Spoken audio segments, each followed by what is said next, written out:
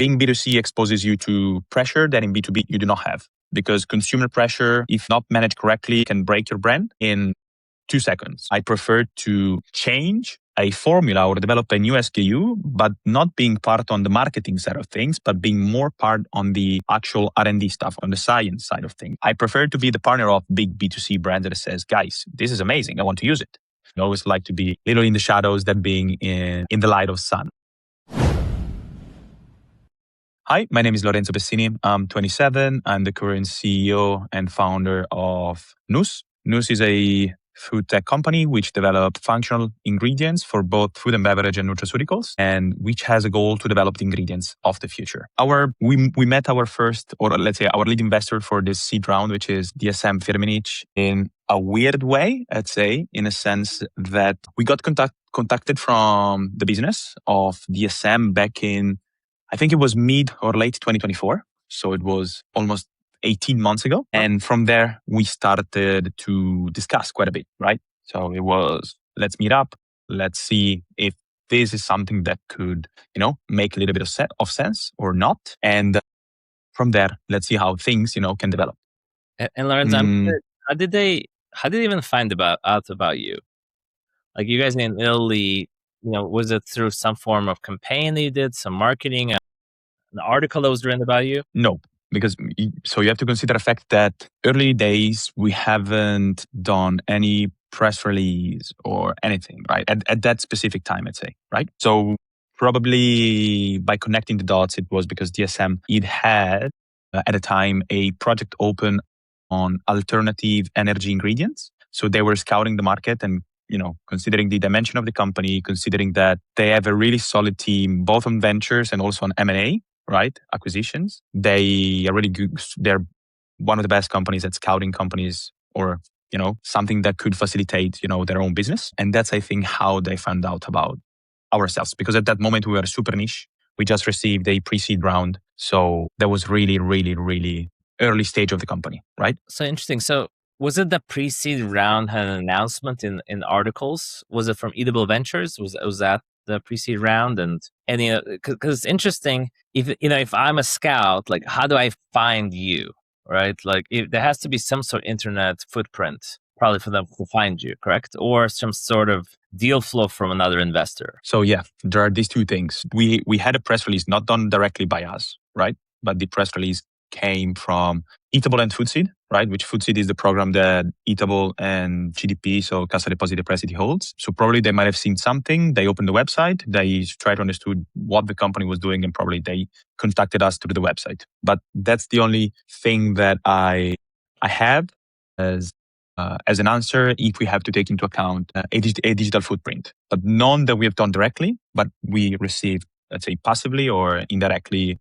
through the investment that we had done at that time. Yeah. So I think for our listeners, this is actually a really big one, which is, when you raise money, it's really key to be able to educate the public about it. Release a press release, maybe use your investor to release it, because it puts eyes on your product and then your company, especially very young, and then they'll drive potential inbound traffic for you. Indeed. Yeah. So yes, it depends. Right. So I have always, let's say, mixed opinions. I'm one of these guys which, likes press release, but at the same time, I do not like a lot of attention, right?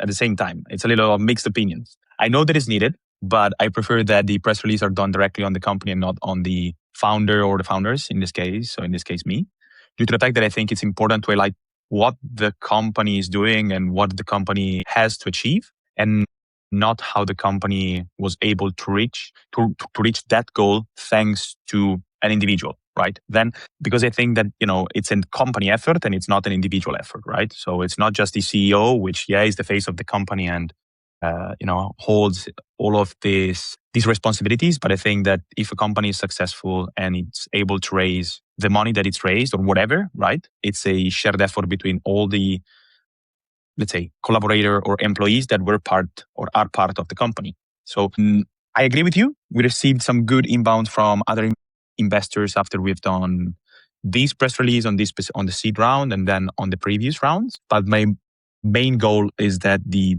press release is focused on what the company is doing and what the company has to do and what the company has to achieve, not on, let's say, what a single individual was able to do. So that's, to me, is the most important thing to at least take into account when press release happens. And I'm just curious, when the first press release was shared, did the company pivot since that point? Because a lot of times when you invest a pre-seed and you get to seed or later, things are going to change a lot.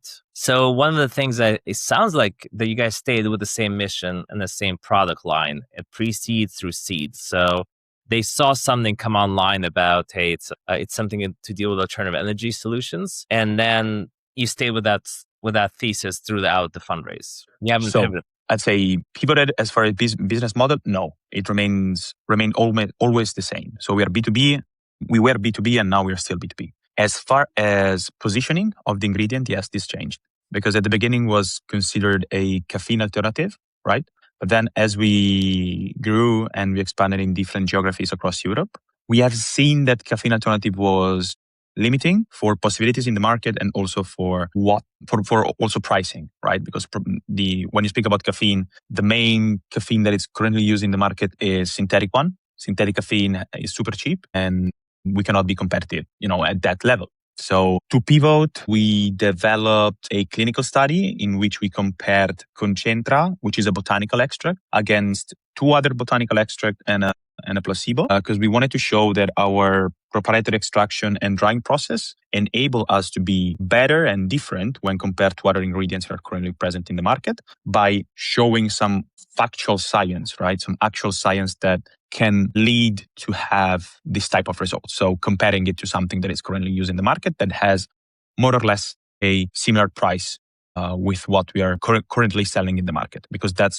was the most important thing. In fact, right now, Koncentra is not positioned anymore as a caffeine alternative, but it's positioned as an overall brain well-being product or ingredient, which has beneficial effects on energy levels, cognition and alertness, and also mood support, which is really important. And this clinical study is actually that we have done will be published by end of this year or January, February 2027. So we're really close to do a really big publication, and we're really, I'd say, happy and proud to see that. But VP changed. Everything else, I'd say. Yeah. So I think this is actually interesting to double click on, which is, an early stage company to do a clinical study is usually seen as pretty expensive. It's a pretty big investment. So when did you decide that was the right path to go on? Was this also a novel ingredient that you were dealing with? So a lot of customers had to be educated about its benefits, and that's why you had to go through the clinical study? Yes. Yeah. So as far as novel, it depends what you mentioned, right? Because I think that novel means a lot of things in the ingredient space. It means novel food, for instance, in Europe. So something that cannot be used pending approval from EFSA. Novel can mean something that can be used but was never, let's say, taken into account for a specific use.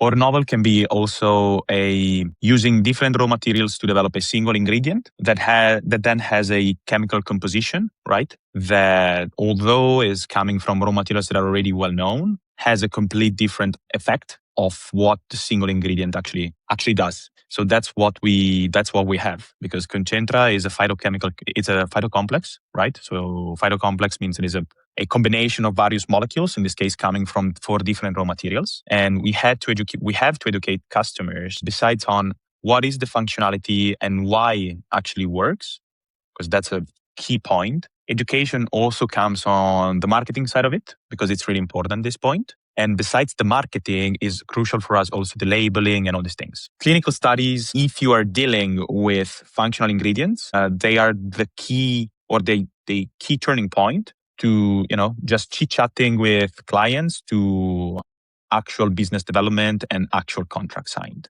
Because that's where you can prove on paper, on something that is scientifically proven, that actually has a true functionality, because it's been validated from a third party, which is not you. Because, if you do it, you obviously have conflict of interest, right? And then they will say, cool, but, you could have changed the results whenever and whatever because you want to sell this ingredient, right? So I agree with you that are expensive, but for this clinical study that we have done, we had a really good story behind it. So we paid it it's a solid amount of money, but thanks to a collaboration that we had in place, it was not that expensive, and it was actually the thing that made us close the seed round. Because without it, we wouldn't have it closed. So that's the key thing. Yeah, that's actually really powerful, because I think, when I was thinking about objections, right? To me, like, one of the biggest objections would be, well, how do you know it's effective, right? You're creating not a novel ingredient, but maybe a novel combination or application or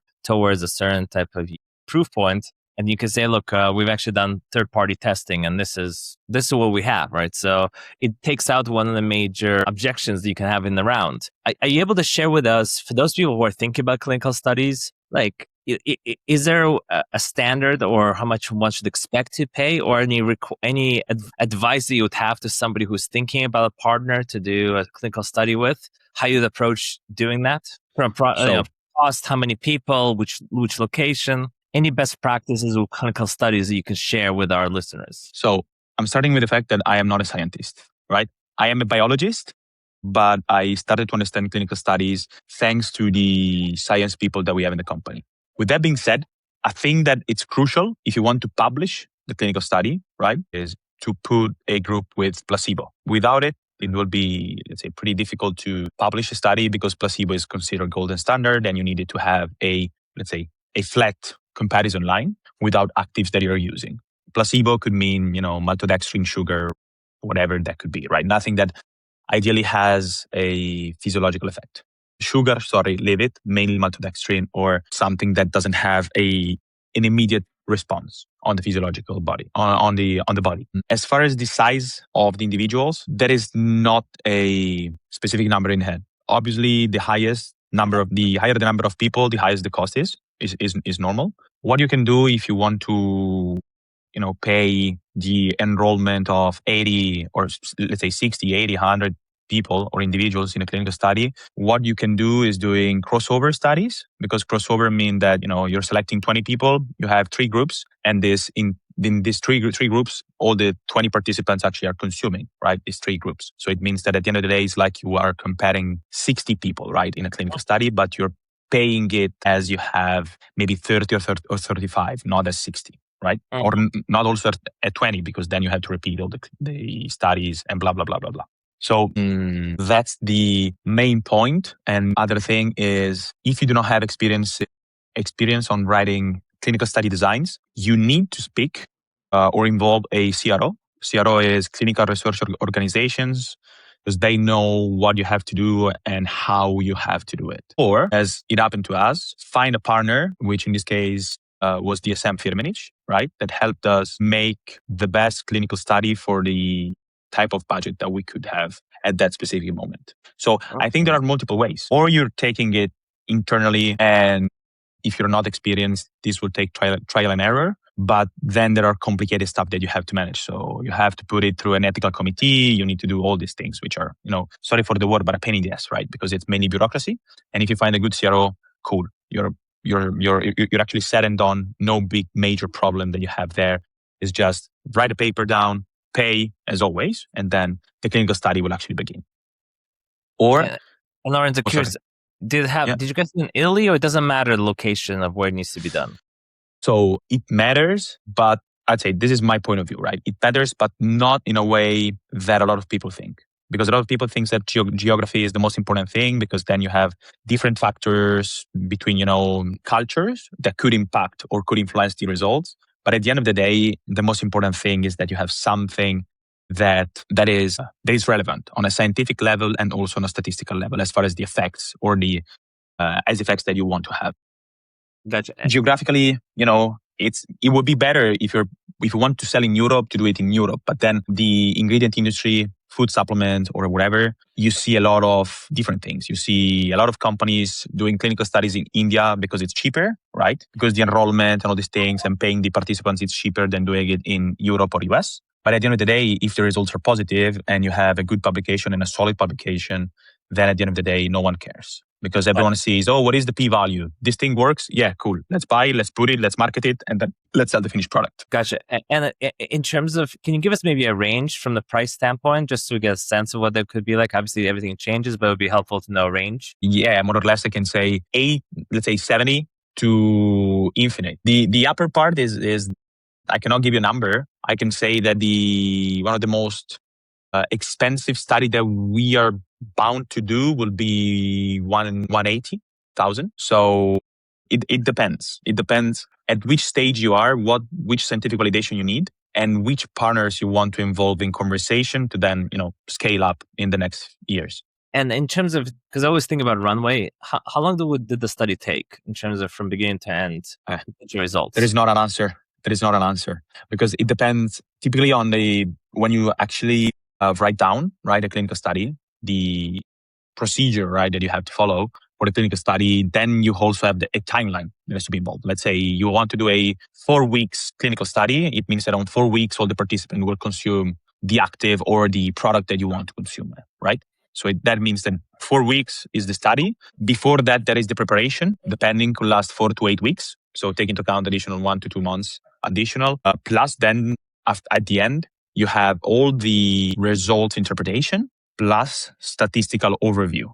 Because a clinical, let's say an endpoint is validated as far as functional, mainly if the p-value actually is lower than a specific threshold, which typically is 0.05. Mm-hmm. But all in all, I think from beginning to publication, right, you can expect more or less 9 to 15 months, more or less.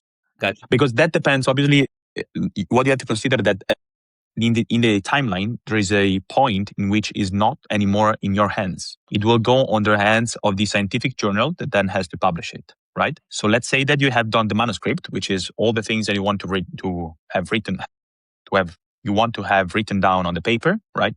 But then you submit it to the scientific journal, and the scientific journal, then it will take God knows how many weeks or months to review it, because that's always a thing. They need to review it, and then after it got reviewed, then you can publish it. So, there are multiple things that has to be taken into account, and giving you a specific number is impossible. Well, it seems like if you're sharing that about 16 or 18 months ago, you met DSM, right?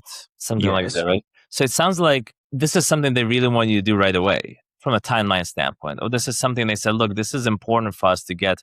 We need to have some scientific validation for us to get comfortable around this deal. Yeah. So is this something they required for investments and said, look, we need to have this type of results for us to get comfortable around investing into this type of product? Yes, but not only investment, but also business. So this conversation was done in November 25. And then we pulled the triggers together, us and DSM, and the clinical study was we began the clinical study in December. It finished in end of January, beginning of February 2026. We got results. Now we're reviewing it. We're writing the manuscript right now, and then we're bound to publish it, as mentioned, Q4 26, Q1 27. But DSM felt like the results were good enough to pull a trigger on the investment. Indeed, yes. Yeah. So what I like about this use case, I think a lot of our listeners can learn from, and Lorenzo, I think you're a really amazing CEO for doing this, is can you take us into the room of how do you talk to a strategic to have them involved in the clinical study or have them involved in your business development and then kind of set it up for an investment? Maybe guide us through that process, because what it sounds like is they reached out to you with interest with one type of product. They found you guys really fascinating. And then you guys went together to form a clinical study. And there was an understanding if it would be successful, they'd come in with an investment and commercial agreement. Yeah. So my main thing is and this I'm saying it, right, as it's my first time, this was my first time raising actual capital, right? In a sense that, you go through all the analytical phase with funds, review the business plan, review the vision, review what you want to do with funds, blah, blah, blah, blah, blah, blah, blah, blah, right? So it took a lot of trial and errors on how you have to present yourself, what you have to say, what you don't have to say. But I think that ultimately, a thing that I learned in this 13 months, that actually from the first conversation that they said they were interested in investing from when we actually closed the deal, I think that I learned that you need to understand how you want to structure the round. If you want to have just money, or if you want to have a strategic investor that has industrial capabilities that can then, project and skyrocket your launch globally, potentially, right? So the first thing, if you want to do the second one, you need to have patience, because CVC hardly invest in seed rounds. They typically want to have a specific validation. So they typically come in from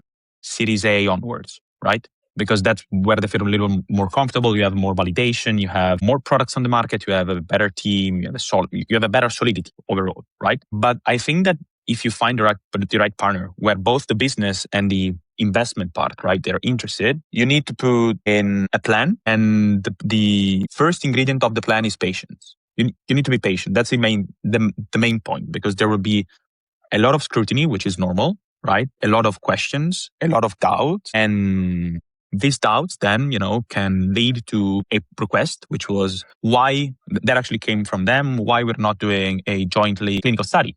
Because this thing, if the results are positive, will make our investment committee plus the business, even more comfortable. That's what happened. We said, let's do it. Let's see where this thing ends up, because it's an opportunity that, we wanted to take and we wanted to embrace. We did it. We pulled the trigger, and then we write the clinical study protocol, and then we pulled the trigger, and the results came in I think it was February. Were positive, so we proceed. Last couple of things regarding the due diligence, right? Mainly legal and all these things. And then we signed a term sheet, and then we signed the investment agreement, and we closed the deal 3 weeks ago, more or less. So that's how the process went in a super condensed way, right? Yeah. But I think that the only thing that I want to feel comfortable sharing is smart.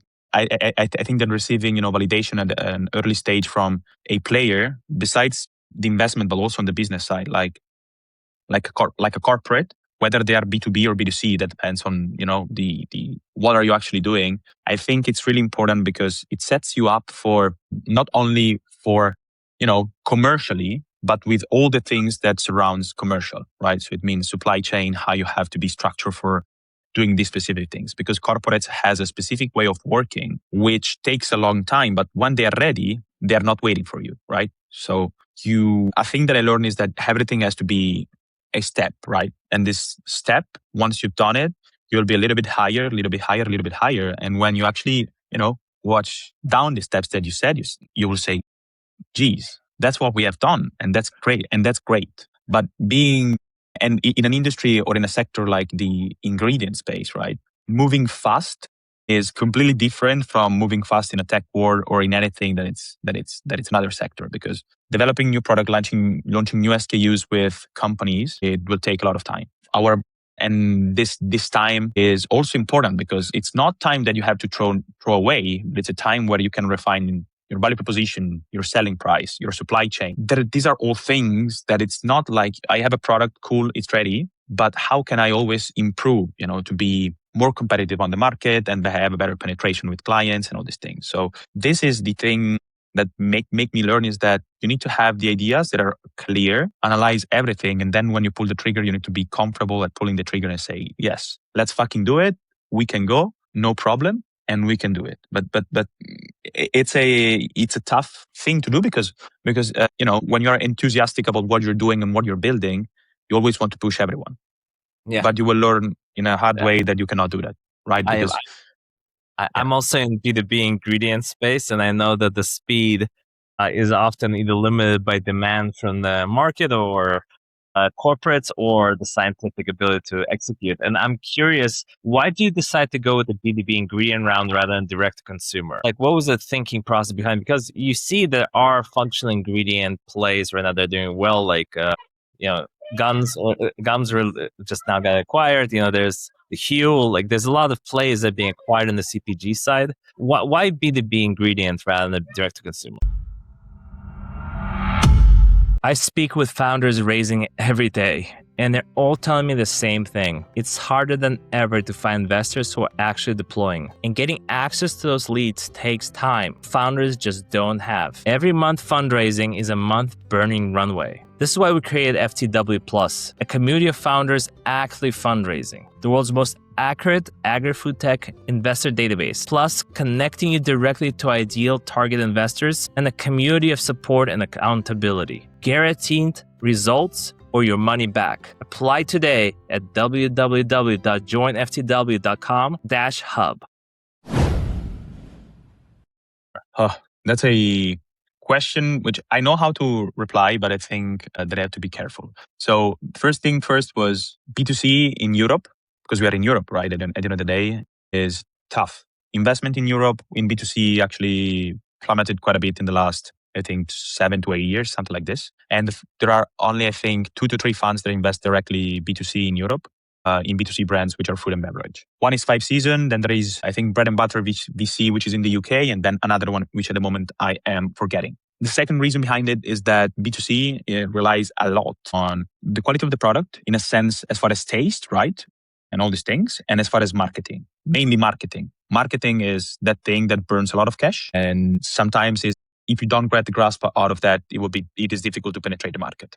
Because at the end of the day, B2C is, guys, I have this cool finished product. It has this functionality. You like it? Yes, no, that's the point. And the third part, I think it's more like a personal reason, which actually connect to the previous reply that I gave you to the press release. Being B2C exposes you to pressure that in B2B you do not have. Because consumer pressure, I think that if it's not managed correctly, this thing can break your brand in 2 seconds, right? And honestly, it's something that I don't want to take it. And I prefer to try, right, to change a formula or develop a new SKU, but not being part on the marketing side of things, but being more part on the actual R&D stuff, on the nerdy side of things, on the science side of things, right? Because that's what always fascinated me, and probably it's the same. It's a thing that will always fascinate me. I prefer to be the partner of big B2C brand that says, guys, this is amazing. I want to use it. Cool. And also, if it's not present in the label, I don't care ultimately, because that depends is, strategic brands and their internal decisions. But I think that it's amazing to see companies, big companies, that could be Pepsi, Red Bull, whatever that could be, right? Saying, I like this ingredient. I want to put it in Rockstar. I want to put it in Red Bull. I want to put it in Pepsi or whatever. That to me is crazy, because you've been able to, I'm going to say, convince, right, a company of that dimension to say, I like this. I think it could be worth it to put it in a product. And that to me is more interesting than B2C. Plus, I always like to stay, that's also a personal thing. I always like to be, little in the shadows than being in the light of sun, right? That's at least me on how I always live my life, probably, and probably that's also the reason why. So I wonder then, when I think about valuation, right, or I think about the challenges of an ingredient company, right? Because you're a B2B ingredient company. Number one, let me just do some rapid fire things I just want to clarify. Number one, this is not considered to be a novel ingredient from an EFSA standpoint, correct? Nor EFSA and FDA. So it's basically, there's no regulatory issues there, which is great. No. Number two is there any technology risk in terms of, if right now DSM put in an order for 1 tons, is there any limitations in providing, is the technology already been de-risked to the point that you can extract that much ingredient? Or there's still technological risk? No technological risk, because we are not using machinery that's custom for us, but you're using machinery that are already widely used in the industry. The only thing that changes is the ratio of the raw materials that we're using before the extraction and how we're treating the extraction. That's it. Okay, perfect. So the IP is in the extraction itself or the drying afterwards? None of those. It's on a product. I'm sorry? It's on a product. So the sourcing itself? The raw material used, yes. Okay, so you've identified you've identified a raw material that you're able to then extract benefits from, and therefore your benefit is supply chain. Is the secret sauce supply chain, therefore, to that ingredient? Or is there something that prevents another company from going and say, hey, I look at the back of the label, I can understand what they put in, I can look at the clinical study, I know what they put in the product. Why can't BASF do the same thing tomorrow? Yeah, so patent is on product. So it means that, Koncentra, as I told you, is a phytocomplex, right? So it's composed by 4 different raw materials, right? So on the patent, we have Koncentra is made on raw material 1, 2, 3, and 4, plus some potential alternatives with some potential claims and benefits. That's it.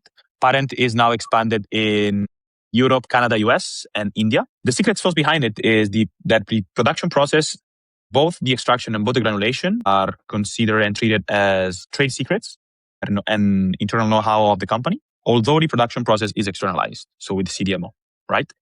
So the point is that the cool part about the labeling is that if you have Koncentra, you will see, ingredient list, Koncentra, open bracket, and then you have the list of the raw materials that it's composed by, right? So if company comes in and says, oh, I want to replicate this, they will think that it's a, blending of things. So I'll put this amount of that, this amount of that, this amount of that. Cool, job done.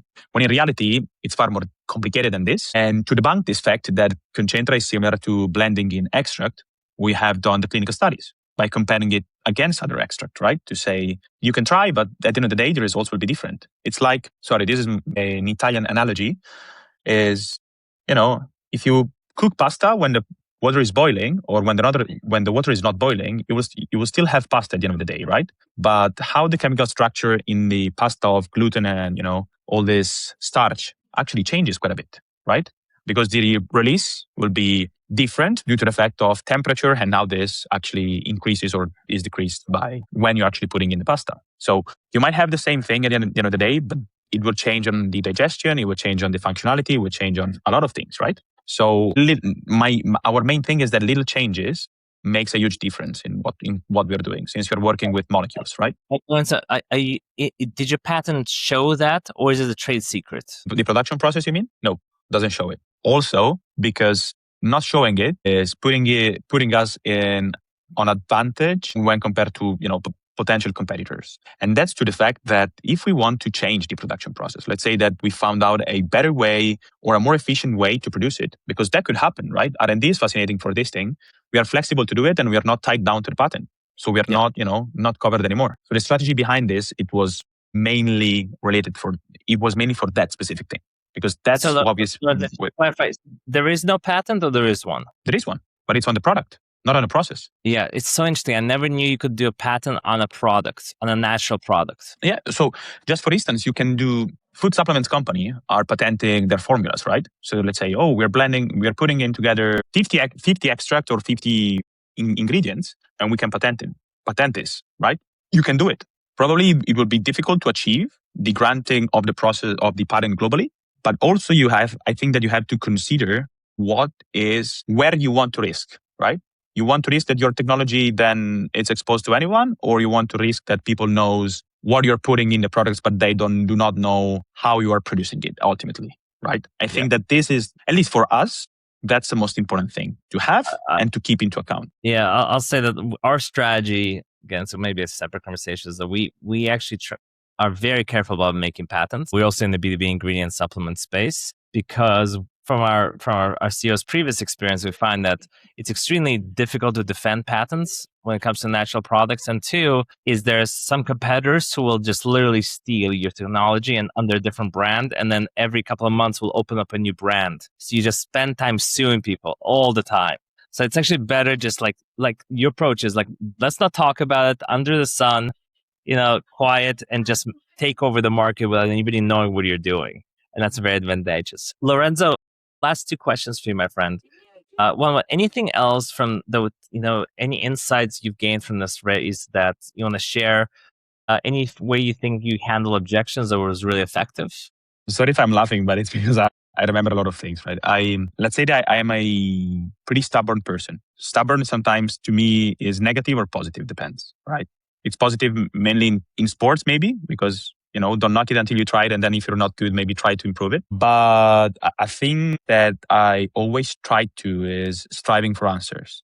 Because, it happens that investors, right? You send a deck, you have a couple of conversations, and then they, disappear. And that's honestly a thing that makes me, a little bit, I'd say, okay, cool.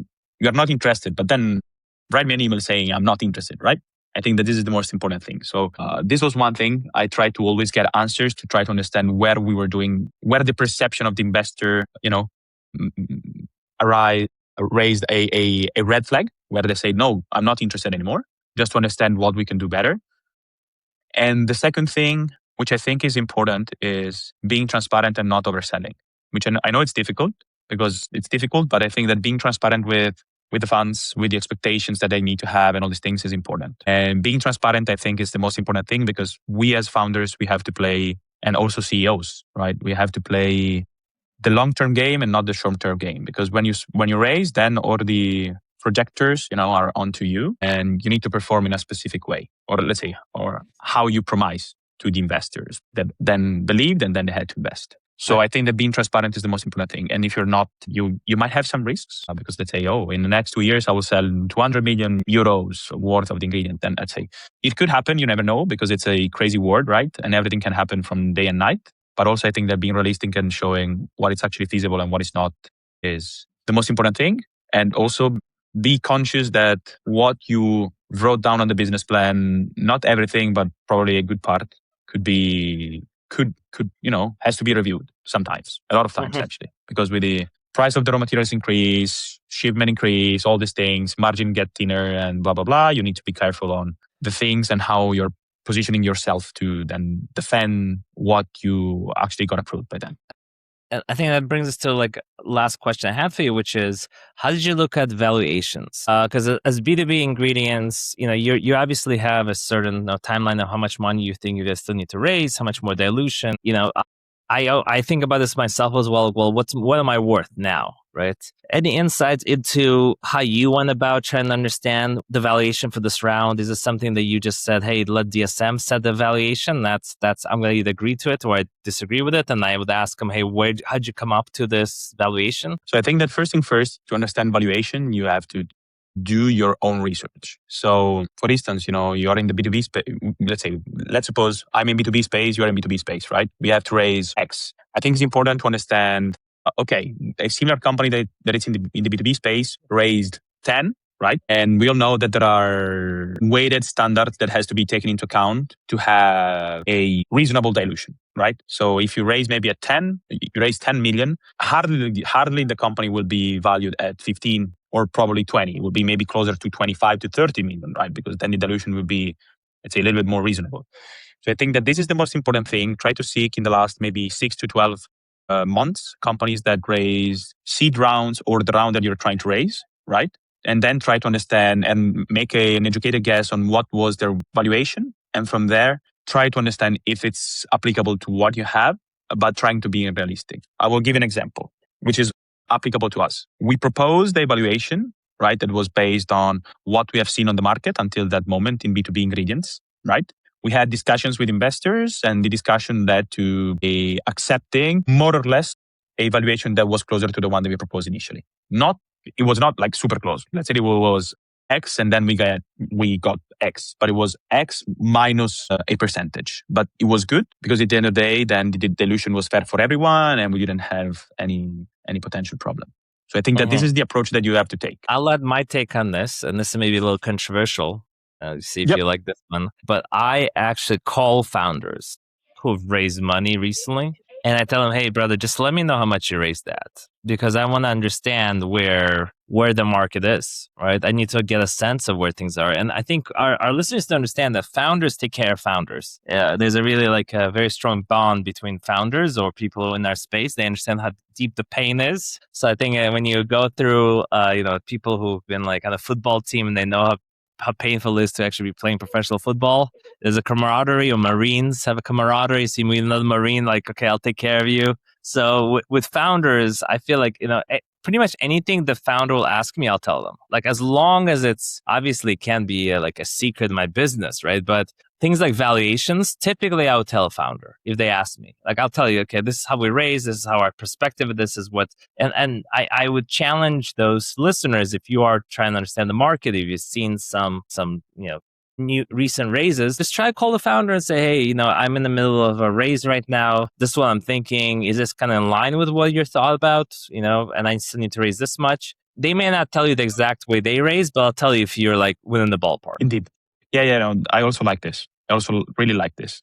I've done it for a couple of friends. So I asked it to a couple of friends that actually raised in Italy in food tech quite a bit of money. So I've done it. But the issue is that, a point that I've seen, and at least in our case, it was that comparing B2B to B2B is good. But then if the application of, let's say, the ingredient is completely different, right? Because we are in functional ingredients and let's say the other company is in, fibers or alternative sugars or whatever that could be, the market dimension is different. The potential commercial pipeline is different. How you have to approach the market and the client conversion is different. So you more or less have an idea, right? But it's always, I think that ultimately you need to be the one that decides and says, yes, that's a valuation that makes sense for what we are currently into. Because I've done the error at the beginning of this thing where I said, oh yeah, this company was in B2B. I spoke with them. They raised X at Y. Why we can do that, right? And that was not, let's say, the best thing to do, because then I actually delved deeper and I said, yeah, okay, cool, they're in B2B, but at the end of the day, they are in a complete different space from ourselves. So I think that being, confront yourself with other people is good, but you have to keep to things, to take things always with a pinch of salt and understand yourself. And ultimately, you need to understand the industry yourself to understand what is the actual valuation that you can raise. To also not get diluted that much. That's also the most important thing, because maybe at the beginning, right? So the first maybe pre-seed and seed, try to keep them, try to keep the dilution. Try to keep the dilution, as low as possible. And then as you grow, things will get, let's say, easier. I'm going to put them in brackets, right? But then it will get easier because you have more things to show, more validation, more traction, more revenue, more projects ongoing. So it will be far, let's say, easier to present yourself as a company that is actually growing and that it's worth investing. Right. So evaluation will get higher and higher and higher, which is, let's say, a normal part of the process. Amazing.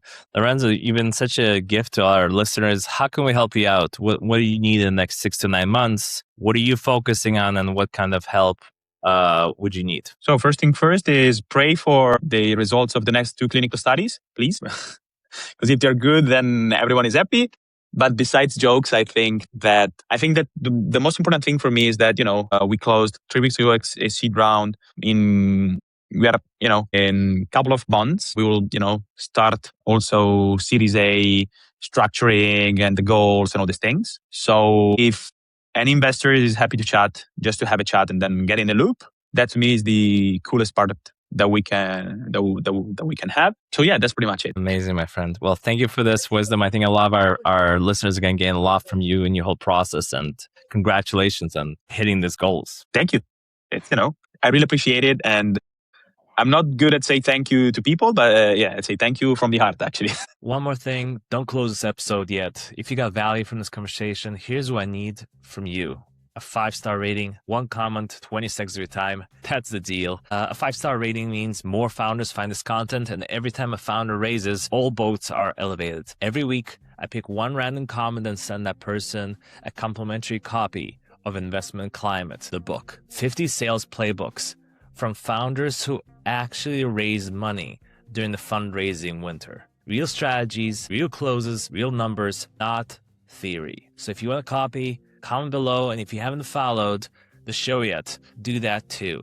And if there's a guest you want us to bring on the show, just drop us a note or send us an email. We'll read each and every one. Until then, keep on raising.